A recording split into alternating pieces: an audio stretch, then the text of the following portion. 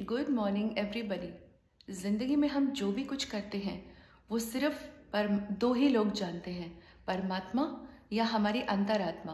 अपनी अंतरात्मा से हम झूठ नहीं बोल सकते और अंतरात्मा ही हमारी असली आवाज़ है।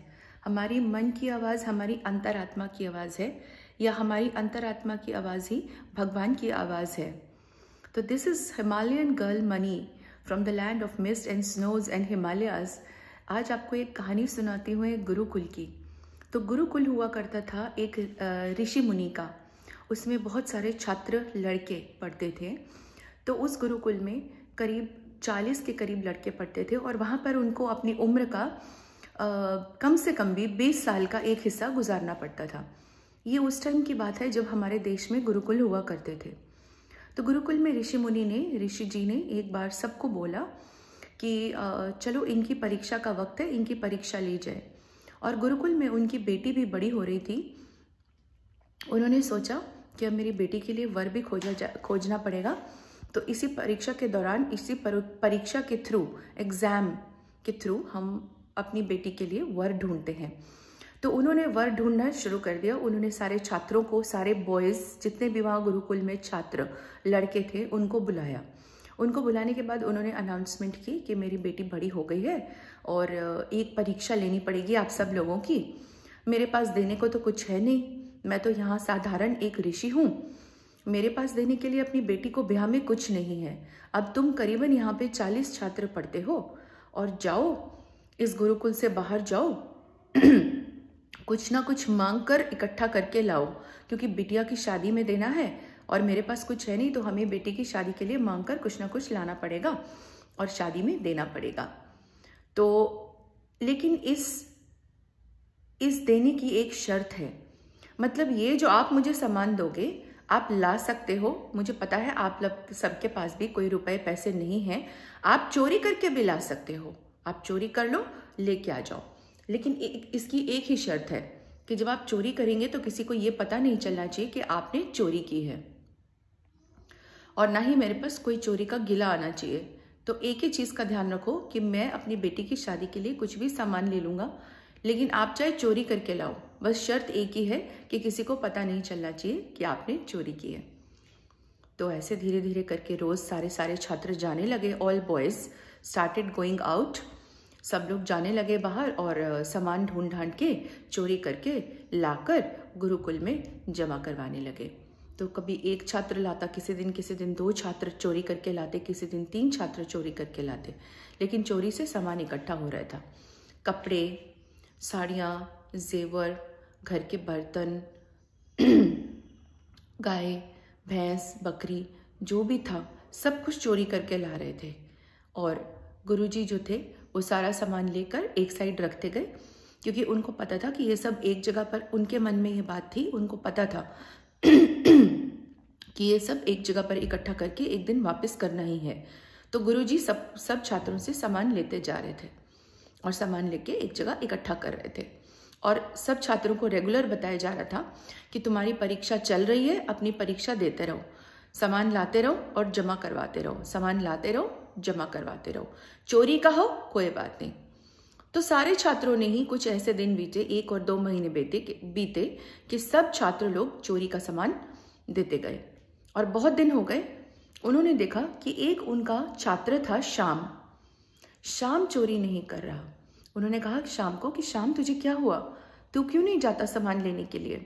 ऋषि जी ने शाम से पूछा कि तुम क्यों नहीं जा रहे चोरी के लिए। चोरी के लिए तो सब जा रहे हैं, सब मुझे सामान ला रहे हैं। मैंने ये तो नहीं कहा चोरी करो, मैंने ये कहा कि मुझे सामान ला के दो।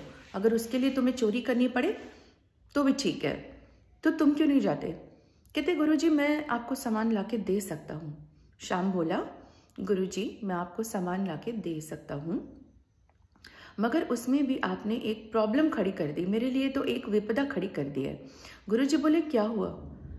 शाम बोला गुरुजी आपने जो कंडीशन रखी है, आपने जो मेरे आगे कंडीशन रखी है कि मैं चोरी करके लाऊं सामान, वो कंडीशन ये कि चोरी तो कर लो और किसी को पता ना चले। अब आप ये बताओ कि ये कैसे हो सकता है कि मैं सामान चोरी करूं और किसी को पता ना चले। तो गुरुजी ने बोला कि देखो सब लोग ही तो ऐसे कर रहे हैं, यहाँ पे सब लोग चोरियां कर रहे हैं या कहीं से मांग के ला रहे हैं, कुछ भी कर रहे हैं, लेकिन सामान तो मुझे ला के दे रहे हैं ना। उसमें बहुत सारे हैं जो चोरी भी कर रहे हैं, तो तुम्हें क्या आपत्ति और एतराज है? गुरुजी ने उसने बोला, शाम ने बोला, गुरुजी ये अच्छी बात नहीं है। आप मुझे ये बताओ, जब मैं चोरी करूं तो ये कैसे हो सकता है कि किसी को पता ना चले? अपनी अंतरात्मा को कहाँ लेके जाऊं? मेरे मन को तो पता ही चल जाएगा ना। एक तो भगवान देख रहे हैं, परमात्मा देख रहे हैं, और एक मेरे मन देख रहा है, मेरी आत्मा देख रही है। तो गुरुजी ने मन ही मन में सोचा कि मुझे अपनी बेटी के लिए वर मिल गया। तो उन्होंने कहा, नहीं कोई बात नहीं, तुम जाओ चोरी करो, अंतरात्मा का क्या। उसने कहा, नहीं गुरुजी, मैं बहुत कुछ ला सकता था और चोरी भी कर सकता था, और इस तरह भी चोरी कर सकता था कि बहुत लोगों को ना पता चले, लेकिन मेरा मन इस बात के लिए नहीं मान रहा। मुझे ये बात बिल्कुल भी अच्छी नहीं लग रही है। कम से कम चोरी की बात तो मुझे बिल्कुल अच्छी नहीं लग रही, और चोरी वाली बात कि चोरी करो और किसी को पता ना चले, तो गुरुजी ये तो शर्त आपकी गलत है, ये अनुचित है और बिल्कुल भी सही नहीं है। ये कैसे हो सकता है? जब मैं चोरी करूंगा तो भगवान को भी पता चलेगा, और भगवान एक मिनट के लिए भी मैं मान भी लूं कि भगवान, लेकिन मेरी अंतरात्मा कहाँ जाएगी गुरुजी? मैं अपनी अंतरात्मा को कहाँ ले जाऊं? मैं जब चोरी करूंगा तो मेरी अंतरात्मा मुझे बोलेगी कि तू चोरी कर रहा है, तू चोरी कर रहा है, किसी भी कारण की वजह से तू चोरी कर रहा है। तो मेरी अंतरात्मा मुझे बार बार सारा दिन तू चोरी कर रहा है, तूने चोरी की करके कोसेगा। मैं दुनिया की सारी कारागार से तो छूट जाऊंगा, मैं दुनिया की सब जेलों से तो छूट जाऊंगा, लेकिन मैं अपनी मन की जेल से छूटकर कहाँ जाऊंगा गुरुजी? गुरुजी ने मन ही मन यही सोचा कि मुझे इसी तरह का लड़का चाहिए था, मुझे इसी तरह का वर चाहिए था अपनी बेटी के हाथ पीले करने के लिए। बेशक अमीर ना हो, या बेशक उसके पास ज़मीन, पैसे, घर, कपड़े, बहुत कुछ बुनियादी तौर पे ना हो, मगर उसके चरित्र और संस्कार बुनियादी तौर पे हों, उसके चरित्रों की और संस्कारों की बुनियाद अच्छी हो। मन ही मन गुरुजी सोचने लगे कि शाम की आदतें कितनी अच्छी हैं, अपने गुरु के कहने के बाद भी वो चोरी करने नहीं जा रहा, जबकि उसको पता भी है कि उसके गुरु ने अपनी पुत्री का विवाह करना है। तो ऐसा लड़का, ऐसा वर मुझे और कहाँ मिलेगा? गुरुजी बहुत खुश हुए। उन्होंने सोचा कि मैं जिस तरह का लड़का चाहता था, उसी तरह का लड़का, उसी तरह के उच्च संस्कारों वाला, उच्च विचारों वाला लड़का मुझे मिल गया है। उन्होंने बाकी सब लड़कों को बुलाया। उन्होंने कहा कि तुम क्या कर रहे हो? तो उन्होंने सबने बोला कि गुरुजी, हम तो आजकल सिर्फ तरकीबें बनाने में बिजी हैं, तरकीबें, प्लानिंग्स करने में बिजी हैं कि हम ये सामान की चोरी कैसे करेंगे और हम ये सामान की चोरी कैसे करेंगे। आजकल तो हम सिर्फ यही सोचने में लगे हुए हैं, और कौन पहले जाएगा, कौन बाद में जाएगा, किस तरह से चोरी का सामान आएगा, आजकल हम बस यही सोचते हैं। तो गुरुजी ने कहा, इधर आओ। गुरुजी ने सबको बुलाया, सब लाइन लगाकर खड़े हो गए। गुरुजी ने सबको कहा कि तुम सबने मेरी बात मानी? सब बोले हाँ। गुरुजी ने बोला कि तुमने मेरी बात तो मान ली, पर क्या ये उचित थी, क्या ये सही थी? सबने बोला नहीं। तो गुरुजी ने कहा कि तुमने ये बात पहले क्यों नहीं मुझे बताई? तुम लोगों ने ये बात पहले क्यों सही मानी? तुम लोगों ने मुझे पहले ही दिन आकर क्यों नहीं बोला? क्यों मेरी बात मानी? क्यों रोज रोज चोरी करने गए? 2 माह हो गए, 2 महीने हो गए, 2 months have passed, तुम लोग चोरी कर रहे हो। तो उन्होंने कहा, सब छात्रों ने कहा, गुरुजी आपने ही तो बोला था। गुरुजी ने कहा कि मैंने बोला था, that is okay, that's absolutely fine, but तुम्हारी अंतरात्मा का क्या? सबने सिर झुका लिया और गुरुजी के चरणों में गिर गए और माफी मांगी। तो आज की कहानी का मेन जो जिस्ट है, मेन जो समरी है, वो यही है कि हम कोई भी गलत काम करेंगे तो हम अपने मन से बचकर कहाँ जाएंगे?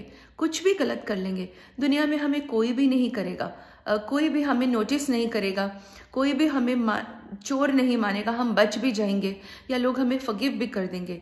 लेकिन क्या हमारी अंतरात्मा हमें फॉरगिव करेगी? क्या हमारा अंदर का मन हमें छोड़ेगा? नहीं छोड़ेगा, बिल्कुल नहीं छोड़ेगा। इसीलिए कुछ भी करें, अपनी मन की आवाज़ सुने, सबसे पहले आप ये सुनिए कि आपका मन क्या बोल रहा है। अगर आपका मन बोल रहा है, अगर आप कुछ भी अंदर से कुछ भी गलत करते हैं, तो जस्ट एक बार सोचिए कि अंदर से कुछ एक आवाज़ आती है कि ये ठीक नहीं है, नहीं इसे मत करो, ऐसा नहीं करना। अंदर से आवाज़ ज़रूर आती है, मगर हम क्या करते हैं, उस आवाज़ को नहीं सुनते, उस आवाज़ को दबा देते हैं। मेरा आप सब लोगों से बस यही मैसेज है कि हम लोग अपने अंदर की आवाज़ को ना दबाएं, अपनी अंतरात्मा की आवाज़ को सुने और हमेशा उसका पालन करें। हमारी अंतरात्मा हमेशा एक चेक पर बैठी रहती है। हमारी अंतरात्मा हमेशा हमें सही और गलत बताने के लिए बैठी रहती है। तो अपनी अंतरात्मा की आवाज़ को सुने, भरोसा करें और उसकी बात को माने। अगर अंतरात्मा कहती है उसको नहीं करें, तो उस काम को बिल्कुल नहीं करें। मन की आवाज़ को सुने। थैंक यू एंड मिलते हैं कल। This is money signing off. कल मिलते हैं एक नई बात और नए विचार के साथ। Thank you, bye bye.